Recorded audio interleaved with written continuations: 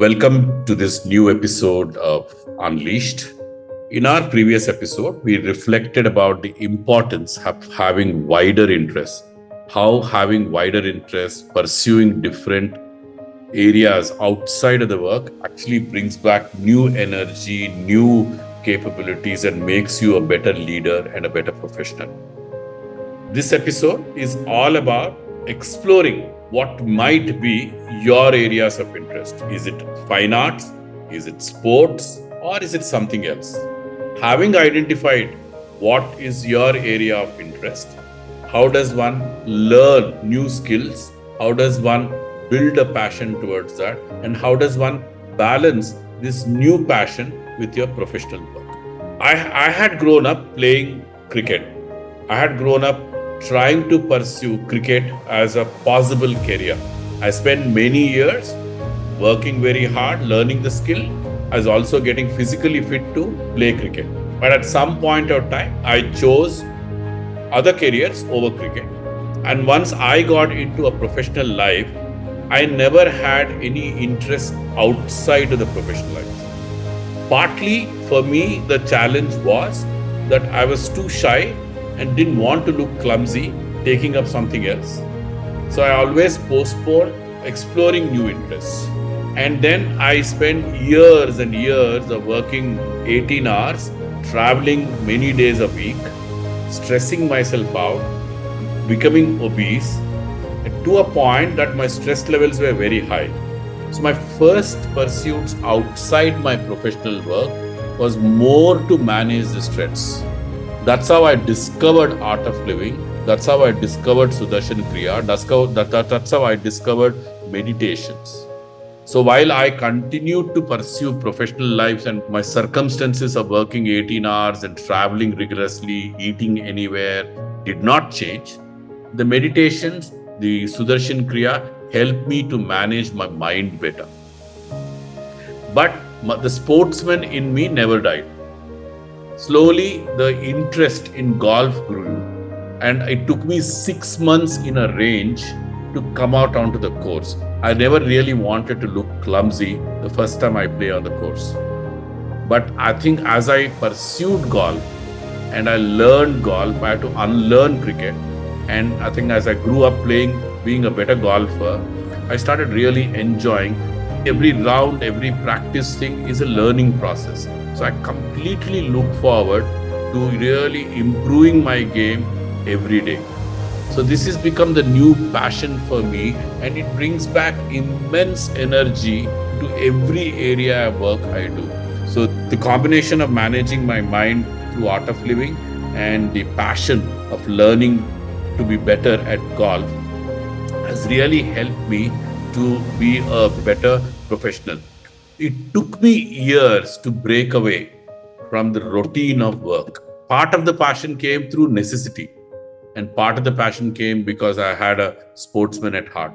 I think each one of us can, at any point of our lives, can find this new passion, can find this new interest, and they bring back immense value to you.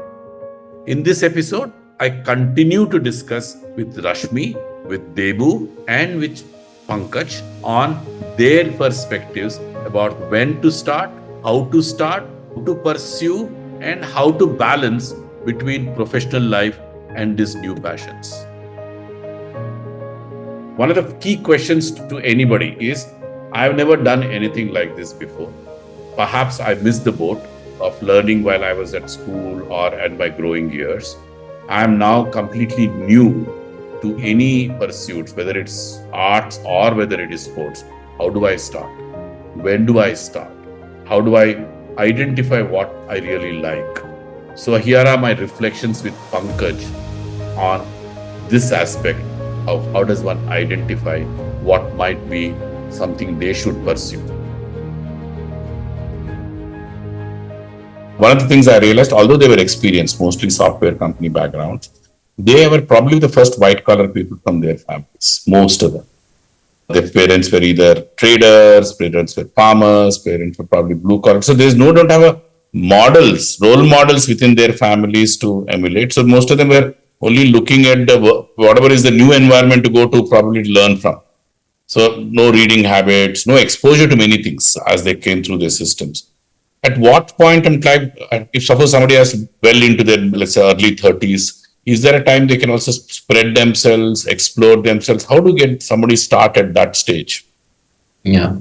So I was talking this morning to someone, similar question. He and his family had migrated to the US and lived there for many years. And just before the pandemic landed back, now out of the pandemic, somewhere he was feeling that I'm neither here nor there. I'm in an environment where I haven't worked, so I don't have godfathers or role models here. I don't have a network. I've already worked for many years. So what do I do? I'm finding myself at a disadvantage compared to my peers who stayed here, and they have developed no relationship and all of that and stuff. So here's what I told him. I said, see, one, you have to realize where you are. And then you have to say where you can do. What has happened in the past is a sunk cost. Now, the only positive thing that I can say about the current era is that it is so disruptive that it doesn't give any competitive advantage to any sort of legacy player in any way. Correct. So the confidence that we ought to have as a company or as an individual or as a nation is that today is the era where it is very disruptive. Anyone can get ahead. So if you are at the top of the game, you can come down. By the way, if you're at the bottom of the game, you can as well get up. So I think if we can have the belief in that notion that today is the best time compared to the last 30 years when it was largely linear and very difficult. If you are a second player in the industry, you will remain a second player or in whichever way. So the linear world, getting ahead is harder. But in a non-linear world where Tesla can come from the side and disrupt everyone in the industry is what we are in. So as human beings, if we apply that approach to say, okay, people are where they are. But by the way, I will apply a continuous reinvention strategy in my head and get ahead of everyone. And it's not a competitive space that I have to get ahead, but I will create my world or create my situation. So what we agreed upon was that, what you should do is forget everything else. Start to make a network, start to talk to people, and it doesn't have to be about job or anything, about anything. And to your point, spread yourself, form a network for it could be a sport, it could be music, it could be something. If you don't have any interest, develop some, try 20 things, maybe two of them will stick. That's how we played sport. I tried golf, I tried a few things, I didn't like it, I settled for running. Right? So we all have in our lives tried a few things and then liked something and settled. Arranged marriage was like that. Found someone and then we stayed on. So I think we all have experimented with job, with this, that, and the other. So I would think that continuous experimentation and continuous evolution is the order of the day. And if we can apply that to every aspect of our life, including building new relationships, to me that seems to be the simple answer in my head. So essentially, get out of your comfort zone, start going out, I think experiment, learn from it. experimentation is the only thing to get ahead because in today's day and age, things are going to change very fast. There is no path, there is no career path, there is no path for anything. The paths have to be created, and the paths will be created through experimentation. So, to me, if someone was to say, if there is one metric that you want to measure people on, it should be the experiment. Now, you can say the quality of experiment and the lesson learned from that, and not repeating the same wrong experiment. All those are there, but that is the one thing that I will say is required today in every facet that we can think of. Rashmi brings a very detailed perspective. So Pankaj talks about how one can try many things and then finally find something that might like. Rashmi elaborates this further of how one should try, how one should set aside time, how one should be nice to oneself while trying this out, and what is the process of trying. She elaborates her experiences of how to try and how she guides others who are trying to find new pursuits in their life.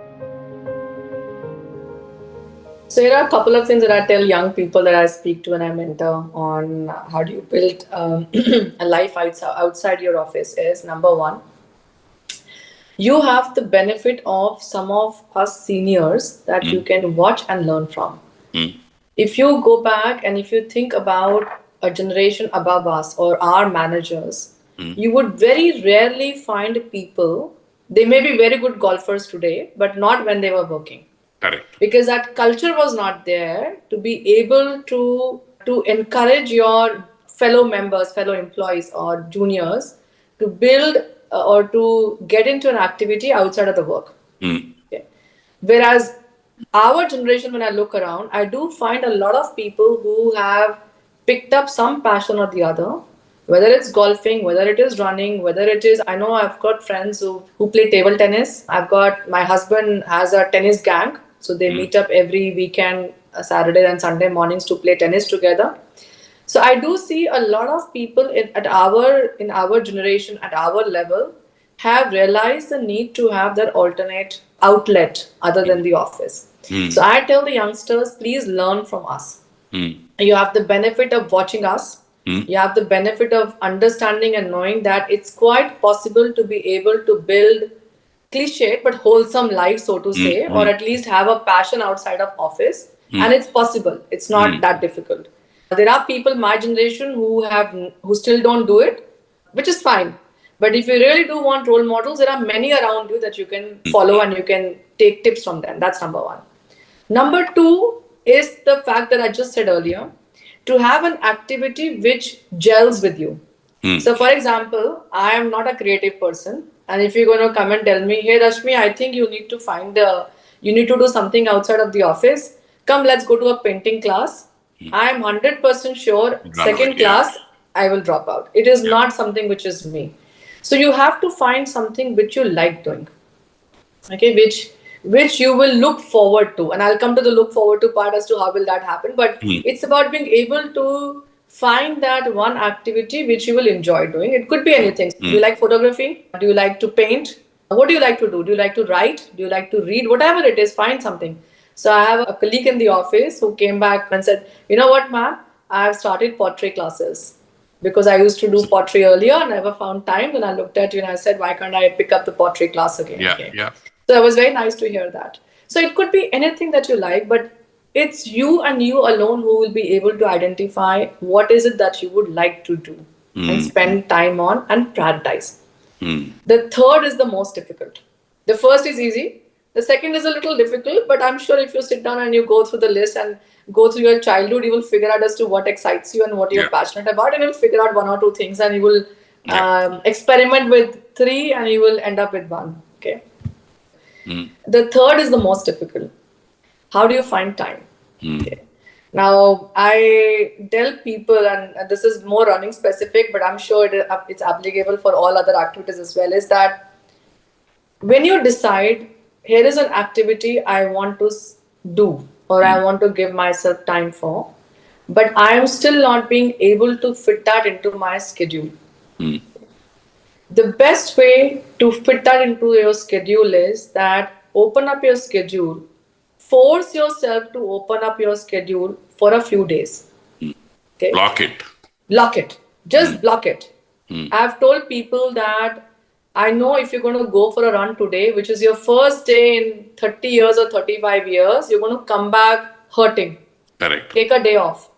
Because you really do want to give yourself a chance to be able to experience what does running offer me. Or if you'll go play tennis, you will come back and your shoulders and your arms are going to hurt. Absolutely. If you're going to be playing it for the first time, get a massage, take rest, recover. But if you have to skip work for that one day, don't make that activity as a priority for that day. Okay. You will do that for, give yourself at least 15 days. I don't think you need to do that every day, but so let's say you've gone running today, you've gone to play tennis today, you've gone for a pottery class today. Tomorrow you don't have to go. Get back into your so-called old routine. Come back again the second, third day, fourth day, fifth day, depending on whatever your schedule looks like. But force yourself to fit that activity into your schedule. Correct. After 3 or 4 weeks, you will realize whether it's for you or no. Yeah. If it is for you, you will find time some way or the other. Yeah. If it is not for you, then you'll find something new. Yeah. Something new. Yeah. So I think it's about prioritizing and saying, and it's a choice you have to make, that I do want to change the way I'm living right now. And it could be as simple a thing, Srinivas, as meditation. Yeah. It just could be as simple a thing as that. Absolutely. I feel I need to go meditate because it'll help me spiritually, or it'll help me calm down, or whatever it is, right? I have to find time for it. Please do that. Take that half an hour, 45 minutes. If you sleep late and you can't get up early in the morning, doesn't matter. Go late to work that day for 1 hour, up 2 hours late. And I'm sure that if you are genuine, I've got people who come in late sometimes with something or the other, and if it's a case like this, and I'm like, very good that you did that. Yeah. So I think organizations have opened up. I've got in our organization every Friday evening, 4 o'clock or whatever, 5 o'clock, we organize some activity or the other. Some day it's Zumba, some week it's Zumba, some week it's yoga. The worst part is people don't turn up. Correct. Now, one of the things that we hear is the managers won't let them go. I don't agree with that. Yeah. I don't think anybody will say, walk up to your manager and say, hey, look, the company's organized this Zumba class. I want to go for this Zumba class. And the manager will say, don't go. No, it will never happen. It is you who have to first take the initiative and say, I really do want to go and see and be part of that activity or that class and see if I enjoy it or not enjoy it. So it has to come from you. And that is the most difficult one. And that is something where you have to give yourself time to see that is it something that you really would like to pursue? And if you would like to pursue, what is it that you'll have to then do a trade-off with? While we as individuals can make our own efforts to explore and find our areas of interest, there are many organizations that help you to probably discover that new talent, the new interest, the new passion within you. Debu shares his experiences about how organizational interventions might help you in identifying your new passion. I would say that there has to be a structured approach to making this happen in the world of work. And a couple of experiments that I have tried out. I remember when the first time I became a practice leader when I was in Hewitt, for the Bombay, actually across the country, we called it, I think, Fun Fridays. So one Friday in a month, we would actually work for a little bit and then we would take the day off. So everybody needed to be in the physical office which they belonged to. And the format was very simple, that we would have lunch together, but there would be some new topic which we would invite an expert and we would get an insight into it. So it could be a hobby or it could be a particular subject. It could be movie making. It could be actually going and watching a movie and then interpreting and decoding that with an expert or cocktail making. So we did that, and that most of the folks who went through that experience of one Friday every month when they were exposed to something new, stand-up comedy, how to practice being a stand-up comic. So when you start looking at those kind of aspects, people realize that there is so much in them, and somebody picks up that interest and pursues it for the future. That is one. Second is this the unitary models of what is a successful individual. We have to find contrast heroes for those models. Like recently on Twitter, there was a gentleman who's a venture capitalist and he's an investor and he sits on boards of companies. He put a post out saying that people who have in their career, they haven't had a long stint in one organization, you should never hire them. And I said that what kind of a logic is that? So the long stint is not about the individual. The long stint is about the chemistry between the individual and the job, role or manager, whatever. There could be hundreds of factors because of which it doesn't work out. And I said that, and I'm really saddened to see that you are going to decide on an individual based on their resume, which can be written by anybody. Resume writing is not necessarily the individual's biggest skill.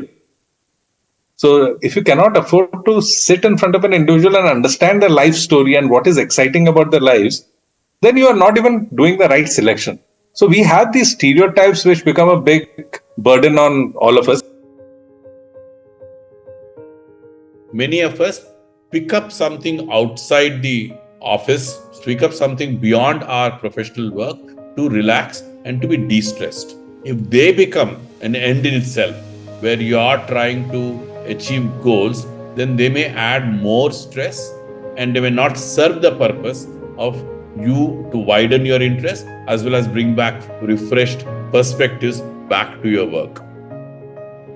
My own example, while I think golf gives me so much pleasure, many times the pursuit of certain outcomes, pursuit of certain scores can leave me frustrated, can leave me very upset, and perhaps will creep into my ability to contribute as a professional very well.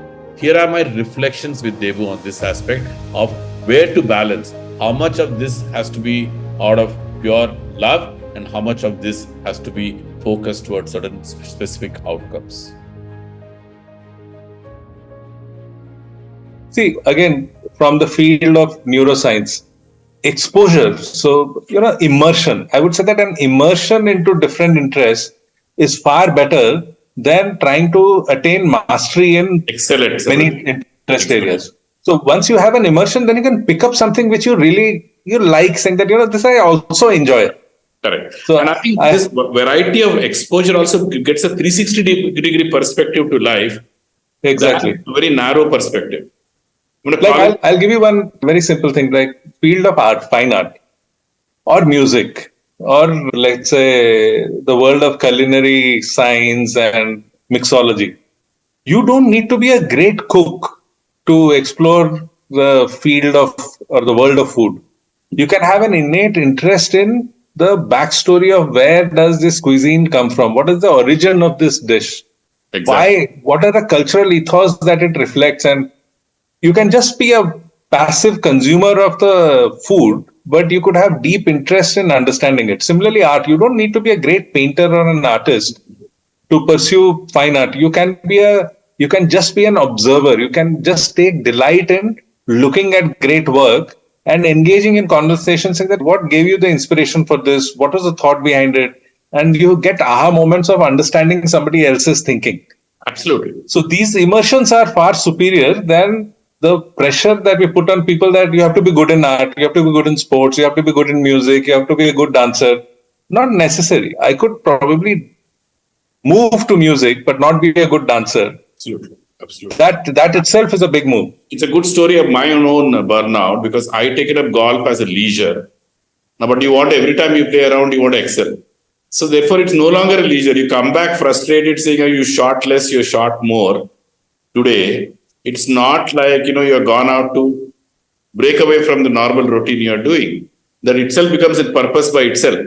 Exactly. I think therefore you're not relaxing anywhere. The purpose of all this spreading out is also to come back more rejuvenated to your own work, to your own world. I think that is not happening. So many times I wonder, like, a lot of golfers I see will be abusing, frustrated, breaking things before they come back. So I would say that spreading life, you need to find very good mix of things where you have measurement in place of your progress, because that will satisfy your achievement drive, that you're making progress, you're getting better. And then you should have stuff where you cannot measure. Absolutely. So, for example, I started drinking coffee. And then I got interested in the subject, saying that let me understand the world of coffee. So I got introduced to specialty coffee. Then I started brewing at home. Then I started grinding at home. Then I got into the coffee trade.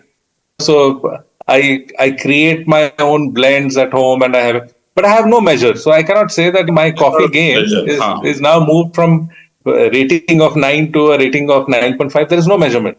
Yeah. But the fact that I dedicate a lot of time, like around about an hour every day, to that interest area, which is understanding coffee and the brewing process and getting better at it. So I read a lot about coffee. I follow a lot of coffee handles on social media.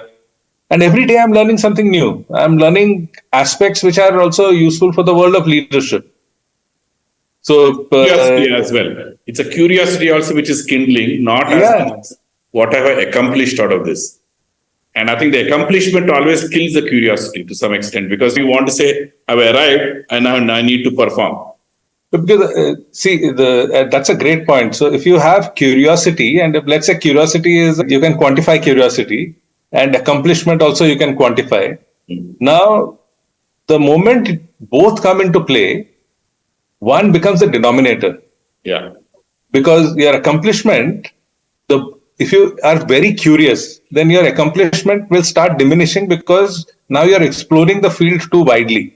Correct. So you kill your curiosity because you want to inflate your accomplishment. Correct. So somewhere that's a trade-off. The moment accomplishment comes into play, your curiosity will fade away or narrow down to too much. So all these pursuits of new area would have to be done within the 24/7 hours we have.